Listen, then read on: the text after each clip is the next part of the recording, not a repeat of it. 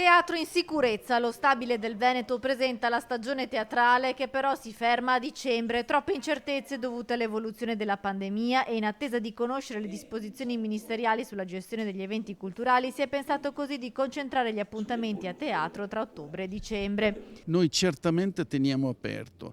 Per quanto riguarda i nostri abbonati, veramente abusando della loro pazienza, gli chiediamo di collegarsi con il nostro sito in modo tale da avere informazioni le più precise possibili quando noi le avremo, perché adesso non ne abbiamo.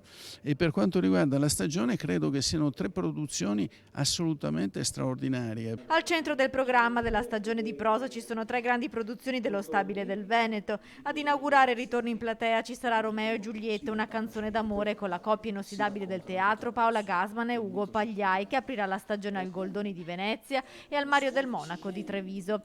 Al Verdi di Padova si comincerà con Ludwig van, con l'orchestra di Padova e del Veneto, un omaggio in occasione dei 250 anni dalla nascita di Beethoven. In tutti e 3 i teatri andrà in scena lo spettacolo I due gemelli veneziani di Carlo Goldoni, che vede il debutto grazie alla regia di Walter Maltosti. A Venezia invece sarà ospite l'attore Rocco Pappaleo con Piccium, uno spettacolo ispirato a personaggi e situazioni dell'opera da 3 soldi di Bertolt Brecht. Il calendario dello Stabile prevede anche 3 serate evento che saranno trasmesse in streaming sulla pagina Facebook. Per Padova si calerà nelle vesti di narratore l'assessore alla cultura Andrea Colasio per raccontare l'Urbs Picta.